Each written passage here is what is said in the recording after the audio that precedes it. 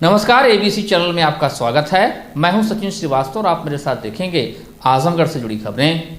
आइए नजर डाल लेते हैं आज की खास खबरों पर। खबर के प्रायोजक हैं Ashok Kumar Ashish Kumar gold private limited, near bank of Baroda, Damodar Katra, Asifganj, Azamgarh. Dhanteras, Deepawali और डाला छठ के पावन अवसर पर पाएं bumper offer. Kashi Gomti jewellers, निकट भवनाथ मंदिर, अयोध्या रोड, आजमगढ़। खरीदें 5000 से ज्यादा के सोने चांदी व हीरे के आभूषण और जीतें लाखों के इनाम। ऑफर 31 अक्टूबर तक। बम्पर प्राइस इलेक्ट्रिक स्कूटर और लाइफलाइन फर्नीचर, बेलनाडी, आजमगढ़। सभी प्रकार के फर्नीचर और इलेक्ट्रॉनिक सामानों की भरपूर रेंज।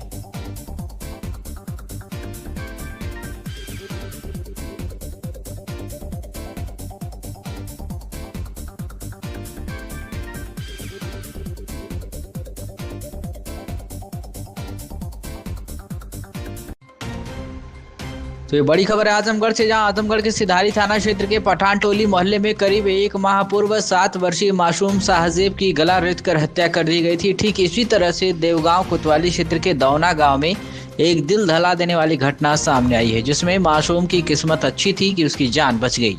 एक युवक पर आरोप है कि वह अपने घर पर लेकर जाकर एक 9 साल के बच्चे पर हमलावर हो गया और तेज धारदार हथियार से उसका गला काटने की कोशिश की। परिजन जब कुछ देर बाद उन्हें बच्चा नहीं दिखा तो खोजबीन शुरू की। उस दौरान युवक से ही पूछताछ की तो पहले उसने इनकार किया। वहीं परिजन जब उसके घर में घुसे तो देखा कि उनका बच्चा लहूलुहान हालत में पड़ा था। आपको बता दें कि आजमगढ़ जिले के गंभीरपुर थाना क्षेत्र में नेगवा गांव निवासी 9 वर्षीय मोहम्मद असुजद अपने नाना हाजी फिरोज अहमद के घर जिले के देवगांव थाना अंतर्गत दौना गांव आया था। बताया गया कि वह नाना के साथ फज्र की नमाज अदा करने गया और नमाज के बाद हाजी फिरोज अहमद नमाज अदा करने के लिए रुक गए, जबकि असुजद अकेले ही घर लौट रहा था। इसी दौरान दौना गांव का ही एक युवक शाकिब उसे अपने घर लेकर गया। आरोप है कि वह बच्चे का गला रेतने लगा। काफी देर तक बच्चा घर नहीं पहुंचा तो परिजनों ने तलाश शुरू की। शक के आधार पर जब वे आरोपी शाकिब के घर पहुंचे तो उसने पहले बच्चे के वहां होने से इनकार किया, लेकिन जब परिजन अंदर गए तो देखे कि असुजद घायल अवस्था में पड़ा हुआ है। परिजनों ने तुरंत बच्चे को बाहर निकाला और चिकित्सक के पास लेकर गए तथा पुलिस को भी इसकी सूचना दी। पुलिस ने मौके पर पहुंचकर जांच तथा कार्रवाई में जुट गई है। इस मामले में पुलिस परिजनों की तहरीर पर आरोपी को हिरासत में लेकर मुकदमा दर्ज कर कार्रवाई कर रही है। वहीं बच्चे की हालत अभी भी सामान्य बताई जा रही है।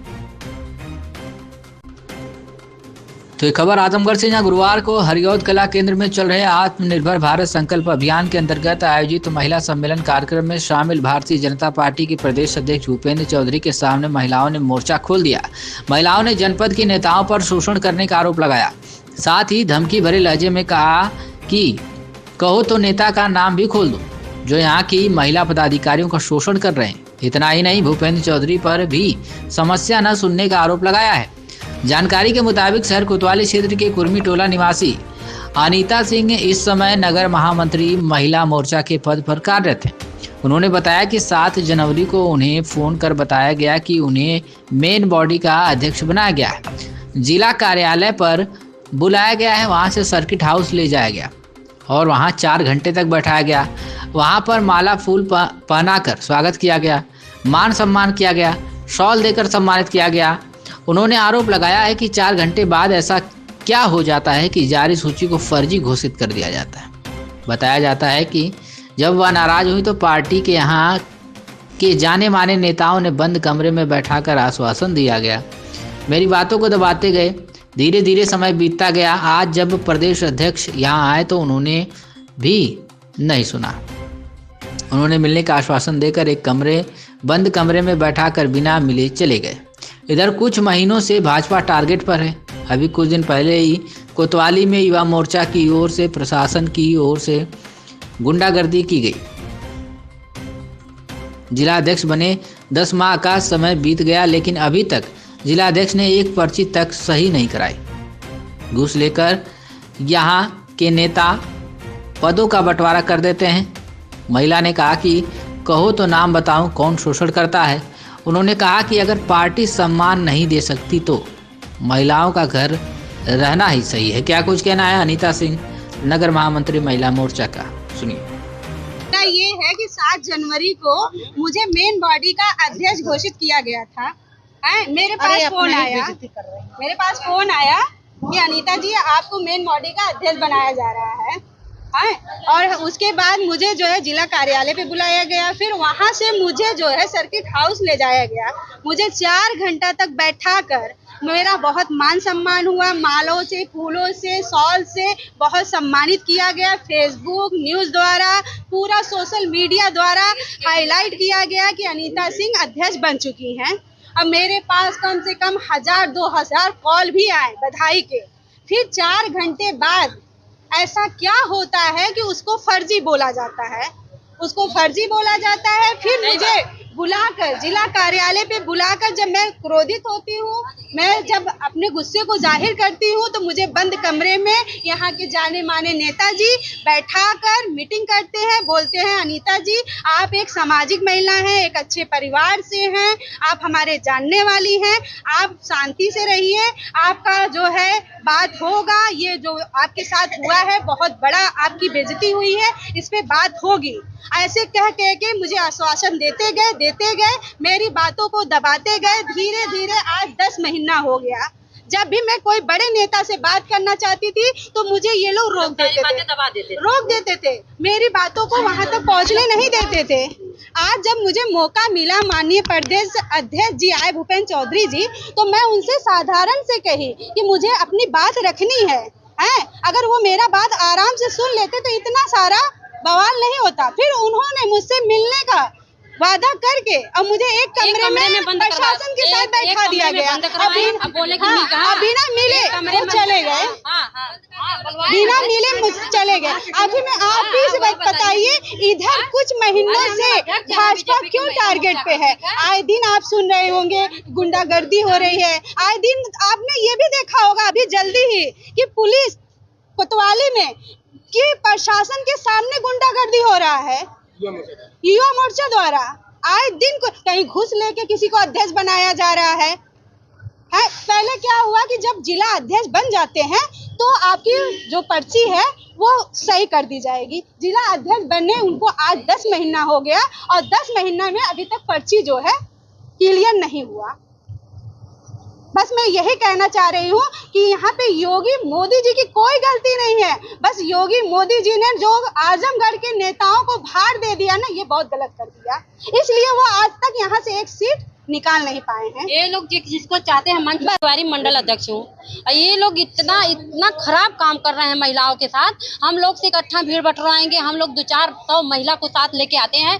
जो 2 दिन की नेतागिरी करती है उनको मंच पे बुला लेते हैं, हम लोग का कोई मतलब नहीं है। और इनको बंद कमरा में करके अध्यक्ष जी बोले हैं अनीता जी हम आपसे मिल के जाएंगे। इनको बंद किया गया कमरे में, उसके बाद अध्यक्ष जी निकल गए। बात नहीं की कुछ महिला के पास क्या दिक्कत है, क्या बात है, कुछ उसकी परेशानी क्या है। महिला सम्मेलन है, एक महिला पीड़ित है,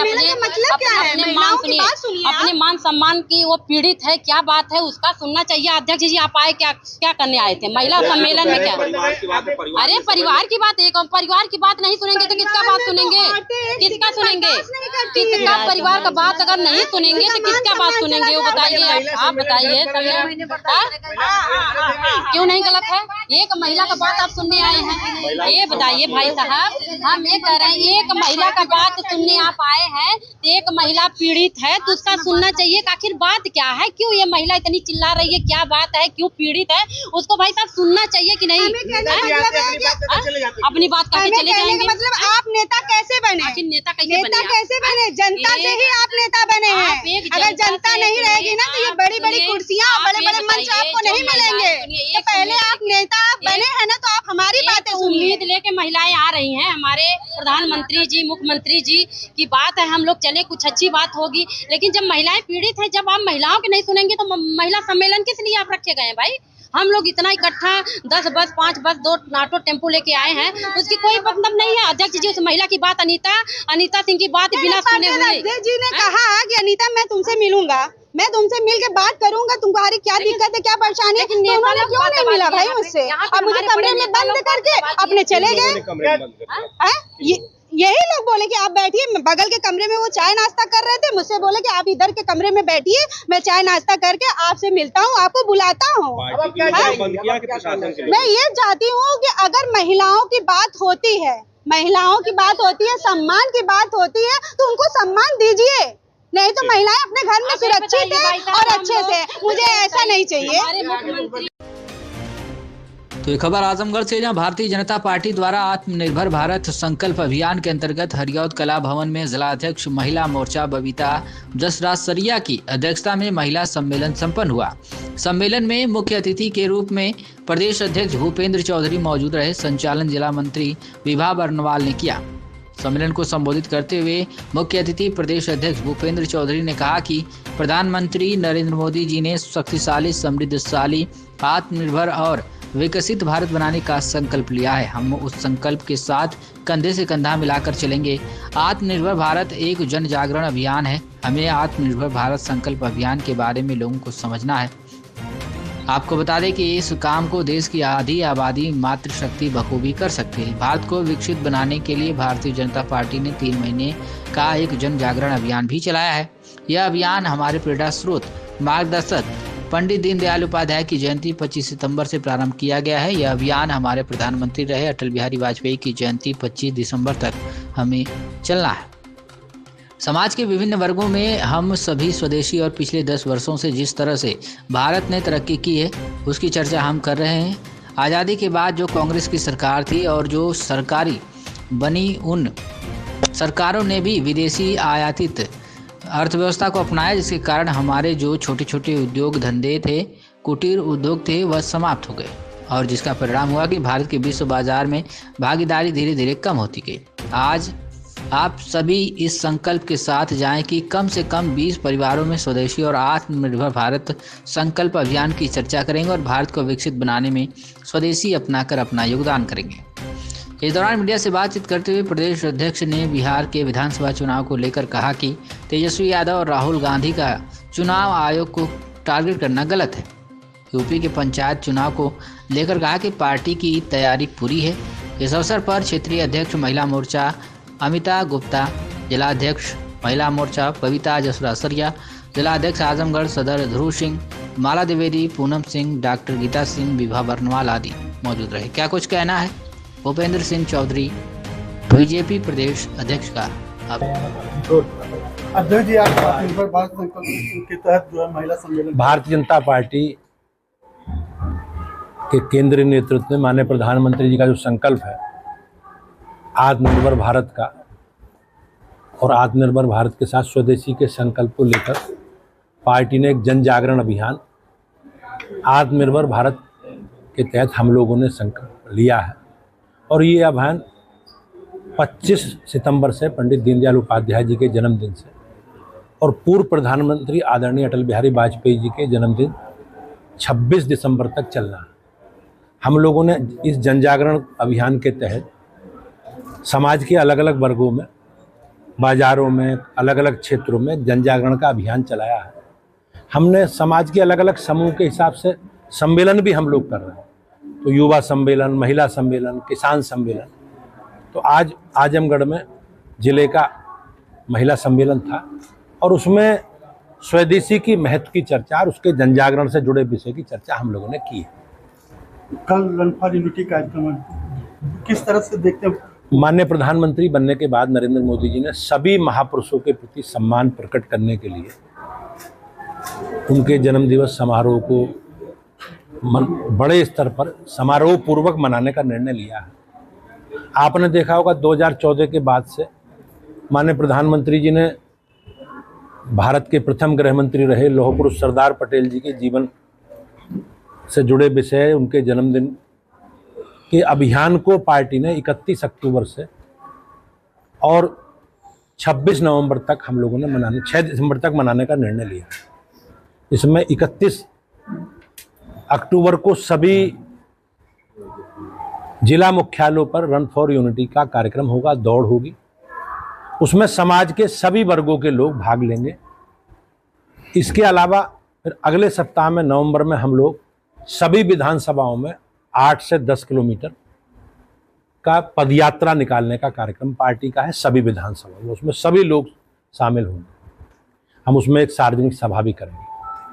इसके अलावा विद्यालयों में, महाविद्यालयों में प्रतियोगिताएं हैं और अपने रंगोली के कार्यक्रम हैं और उनके जन्म स्थान आदरणीय सरदार पटेल जी के जन्म स्थान केवटिया से और उनके जन्म स्थान से केवटिया तक जो जहां स्टेचू लगा है उस तक 150 किलोमीटर की पदयात्रा भी पार्टी के कार्यकर्ता निकालेंगे। उसमें सभी देश भर से, हमारे राज्य से भी, हर जिले से 5-5 कार्यकर्ता उसमें सम्मिलित होंगे।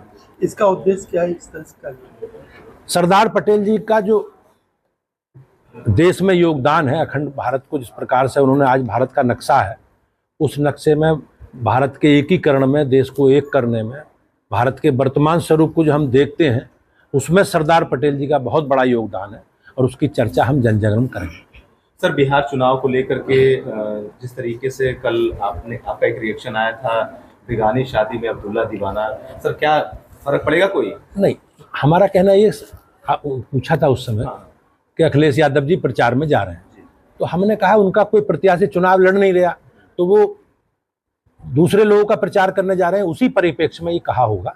लेकिन मैं आज बीमारी से कहता हूं कि उनका कोई प्रत्याशी नहीं है और समाजवादी पार्टी या राष्ट्रीय जनता दल या महागठबंधन के पास कोई मुद्दा भी नहीं। आज हम लोग, हमारी पार्टी हुआ नीतीश जी के नेतृत्व में जो 20 वर्ष में काम हुए और पिछले 10 वर्षों में माननीय प्रधानमंत्री जी के नेतृत्व में देश में काम हुए, हम सारे कामों का लेखा जोखा लेकर जनता के बीच में जा रहे हैं। सर, एक सवाल और है, तेजस्वी यादव का जिस तरीके से रिएक्शन आया, वो बार बार चुनाव आयोग को टारगेट कर रहे हैं और कह रहे हैं 10-10 हज़ार रुपए घूस दिया जा रहा है चुनाव आयोग को और सरकार चुप बैठी हुई है, तो ये लोग कहीं ना कहीं इस प्रकार के अनावश्यक कुंठा में और पराजय का सुनिश्चित मानकर इस प्रकार का आरोप विपक्ष लगा रहा है। आपने देखा होगा कि उन्होंने चुनाव से पहले जिस प्रकार से SIR को लेकर अनावश्यक बयान दिए, देश को भ्रमित करने का प्रयास किया, लेकिन फाइनल ड्राफ्ट जारी होने के बाद वो कहीं ना कहीं दिखाई नहीं दी। अभी कल राहुल गांधी जी दिखाई दिए जिस प्रकार से उन्होंने माननीय प्रधानमंत्री जी के बारे में टिप्पणी की है और हमारी छठ पूजा के बारे में उसकी टिप्पणी की है। ये कहीं ना कहीं उनकी हताशा का और उनकी कुंठा का प्रतीक है और वो अपनी पराजय सुनिश्चित मानकर इस हताशा में राहुल गांधी ये लोग इस प्रकार के बयान दे रहे हैं। सर, बिहार जाने का प्रधानमंत्री का आज दौरा भी है, वहाँ पे बिहार में क्या लग रहा है?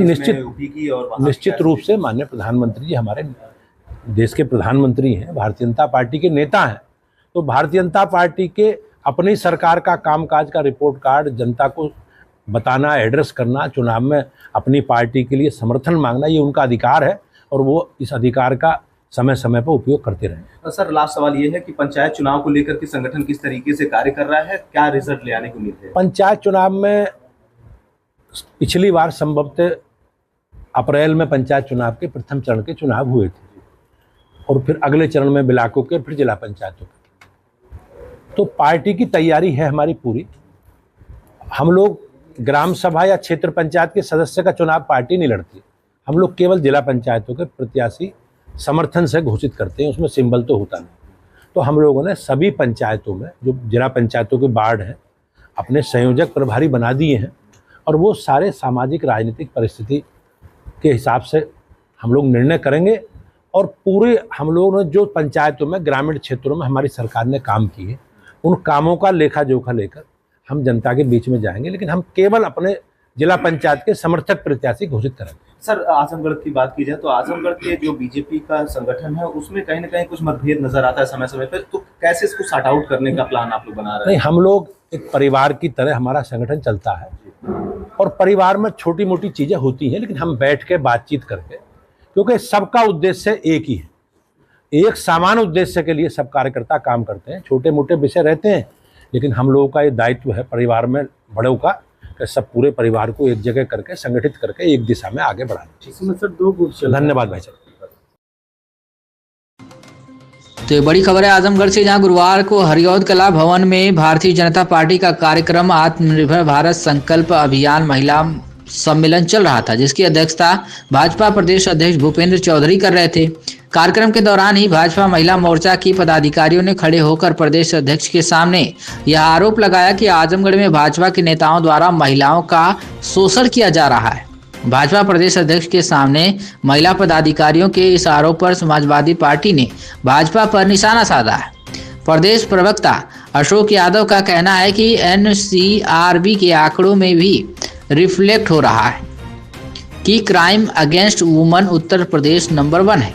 भाजपा नारी सम्मान के जो नारे लगाती है, जैसे बेटी बचाओ बेटी पढ़ाओ, ऐसे भ्रामक और फर्जी नारे खोखले हैं। इस घटना ने एक बार फिर साबित किया है कि भाजपा में नारी शोषण चरम पर है। क्या कुछ कहना है अशोक यादव प्रवक्ता सपा का, आप सुनिए। आज दिनांक 30 अक्टूबर 2025 को आजमगढ़ के हरियौद कला भवन में भारतीय जनता पार्टी का एक कार्यक्रम आयोजित था, जिसका नाम है आत्मनिर्भर भारत संकल्प अभियान महिला सम्मेलन। इस कार्यक्रम की अध्यक्षता भारतीय जनता पार्टी के प्रदेश अध्यक्ष भूपेंद्र चौधरी जी कर रहे थे। कार्यक्रम के दौरान ही भारतीय जनता पार्टी की एक महिला पदाधिकारी ने खड़े होकर के आरोप लगाया सबके सामने, भूपेंद्र चौधरी जी के सामने और पूरा मीडिया के सामने, कि भारतीय जनता पार्टी में महिलाओं का शोषण किया जा रहा है। और इस तरह के संगीन आरोप लगाया गया, वो भी सबके सामने, कि भारतीय जनता पार्टी में महिलाओं का शोषण किया जा रहा है। और उसने नाम भी उस पदाधिकारी ने बताते बताते रह गई कि किसके किसके द्वारा शोषण हो रहा है, और उसकी आवाज़ नहीं सुनी जा रही है। ये इस चीज़ को अगर हम लोग विपक्ष के लोग हैं, अगर ये बात कहते कि भारतीय जनता पार्टी में महिलाओं का शोषण हो रहा है, तो भारतीय जनता पार्टी के लोग कहते हैं तो विपक्ष के लोग हैं, फर्जी बात करते हैं। लेकिन खुद भारतीय जनता पार्टी की महिला पदाधिकारी ने अपनी आप बीती बताई कि कैसे महिलाओं का शोषण हो रहा है आजमगढ़ में भारतीय जनता पार्टी के। ये तो चीज़ें एनसीआरबी के डेटा में भी रिफ्लेक्ट हो रही है। Crime against women Uttar Pradesh number 1, जो बात आज भारतीय जनता पार्टी की महिला पदाधिकारी कह रही हैं, वही बात तो एनसीआरबी का डेटा कह रहा है। और भारतीय जनता पार्टी फर्जी नारे लगाती है, बेटी बचाओ बेटी पढ़ाओ, महिला सम्मान, न जाने क्या क्या। ये सब खोखली बातें भारतीय जनता पार्टी करती है। और तो ये खबर आजमगढ़ से, जहां भाजपा के प्रदेश अध्यक्ष भूपेंद्र चौधरी बुधवार की देर शाम आजमगढ़ पहुंचे तो कार्यकर्ताओं ने उनका जोरदार स्वागत किया। लेकिन यह उत्साह कुछ ऐसा रहा कि सड़क पर जाम की स्थिति बन गई। इस अव्यवस्था से नाराज होकर प्रदेश अध्यक्ष ने स्थानीय नेताओं और कार्यकर्ताओं को फटकार लगा दी। उन्होंने सभी को अनुशासन और सुशासन का पाठ पढ़ाते हुए भविष्य में ऐसी गलती दोबारा न दोहराने की सख्त चेतावनी दी। इसका वीडियो भी वायरल हुआ है। मिली जानकारी के अनुसार बुधवार को प्रदेश अध्यक्ष भूपेंद्र चौधरी का आजमगढ़ आगमन हुआ था। पार्टी के कार्यकर्ता और पदाधिकारी उनके स्वागत के लिए पहले से ही सड़कों पर डटे हुए थे, जिससे सड़क पर जाम की स्थिति बनी हुई थी। जैसे ही प्रदेश अध्यक्ष का काफिला शहर में दाखिल हुआ, कार्यकर्ताओं ने फूल मालाओं से उनका स्वागत शुरू कर दिया। इस दौरान भीड़ इतनी बढ़ गई कि सड़क पर जाम लग गया और आम जन को भी परेशानियों का सामना करना पड़ा। इस स्थिति को देखकर प्रदेश अध्यक्ष का चेहरा गंभीर हो गया। बाहर जिंदाबाद के नारे लग रहे थे, तो जैसे ही प्रदेश अध्यक्ष के वाहन का गेट खुला, वे मुंह बंद करने का आश्वासन व इशारा करते हुए बाहर निकले तो कार्यकर्ताओं में सन्नाटा छा गया। पुलिस एस्कॉर्ट के वाहन का हूटर सन्नाटे को चीर रहा था, तो दूसरी ओर प्रदेश अध्यक्ष पार्टी नेताओं को अनुशासन का पाठ पढ़ा रहे थे।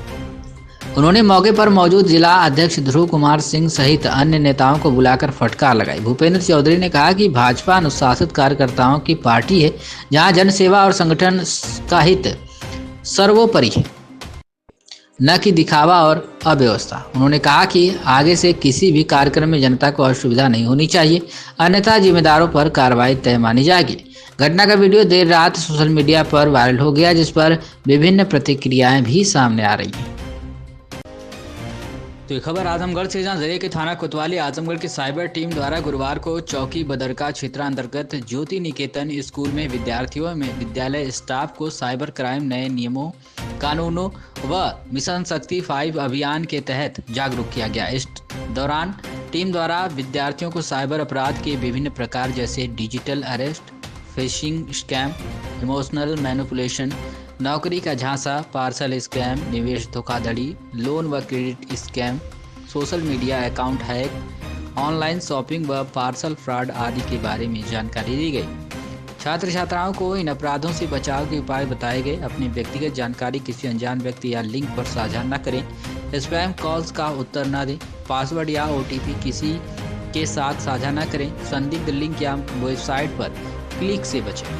साथ ही बताया गया कि यदि कोई व्यक्ति साइबर फ्रॉड का शिकार हो जाए तो तत्काल राष्ट्रीय साइबर हेल्पलाइन नंबर 1930 पर कॉल करें या www.cybercrime.gov.in वेबसाइट पर शिकायत दर्ज करें।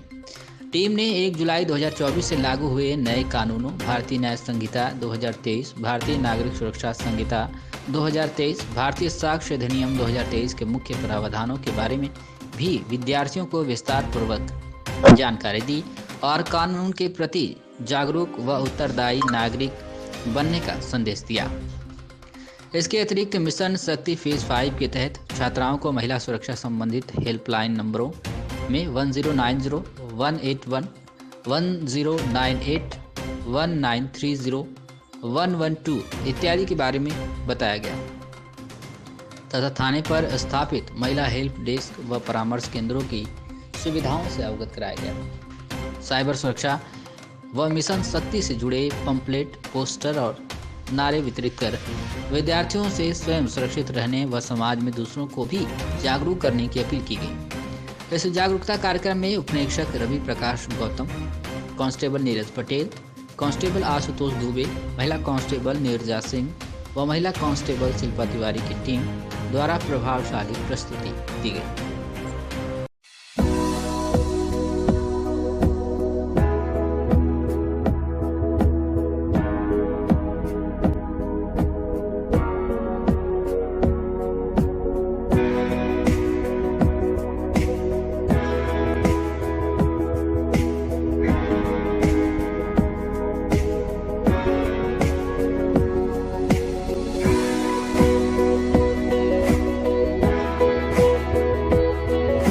काशी गोमती ज्वेलर्स, निकट भंवरनाथ मंदिर, अयोध्या रोड, आजमगढ़। त्योहारों की सौगात, खरीदे 5000 से ज्यादा के सोने, चांदी व हीरे के आभूषण और जीते लाखों के इनाम। ऑफर 15 सितंबर से 31 अक्टूबर तक। Bumper price electric scooter.